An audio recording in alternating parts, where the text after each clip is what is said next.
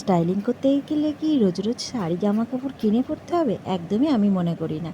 তো চলো আমি আমার পুরনো কিছু শাড়ি আর শার্ট দিয়ে লুকটা শেয়ার করছি। তো দেখো, এই শার্টটা নিয়েছিলাম ফ্লিপকার্ট থেকে, আগেও একবার স্টাইলিং করেছি। আর এর সাথে পরবো একটা অনেক পুরনো, বহু পুরনোই শিফনের রানী কালারের এই শাড়িটি। তো চলো আমি রেডি হয়ে চলে আসছি। তো ফাইনালি রেডি হয়ে চলে এসেছি, আর এর সঙ্গে একটি হার পরে নিচ্ছি।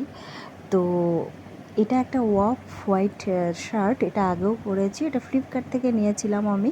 আর এই শাড়িটা কিন্তু অনেক দিনের পুরনো। তো যাই হোক, তোমাদের বলেই দিচ্ছি, আমি যার কাছে নাচ শিখতাম সে আমাকে এটা গিফট করেছিল। তো যাই হোক, সেই অনেক দিনকার পুরনো শাড়িটা, তো এর সঙ্গে আমি বহুবার পরেছি, নাচেও পরেছি অনেক ক্ষেত্রে। যারা আমার অনেক দিনকার ভিউয়ার্স আছো তারা দেখে থাকবে, হয়তো খেয়াল করবে, আবার নাও করে থাকতে পারো। আসলে আমি স্টাইলিং করতে এভাবে পছন্দ করি, তাই করলাম। তো যাই হোক, যারা আমার মতন ট্রাই করতে চাও একবার ট্রাই করতে পারো। আর এটা ভীষণ ট্রেন্ডে আছে যে শার্ট দিয়ে শাড়ি পরা।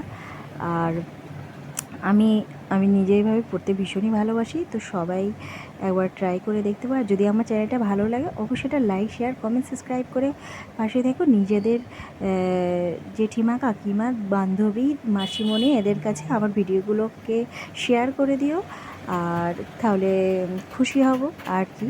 তো সবাই নিজেদের মানে স্বাস্থ্যের খেয়াল রেখো, সুস্থ থেকো, ভালো থেকো। আর আমার চ্যানেলের ভিডিওগুলো দেখতে থেকো, এটাই। আর আমিও ভালো থাকবো। আবার নেক্সট ভিডিও নিয়ে আবার হাজির হব তোমাদের সামনে। নতুন কিছু আইডিয়া, নতুন কিছু ভাবনা, বা পুরনো কিছু স্টাইল দিয়ে আবার নতুনভাবে আসা।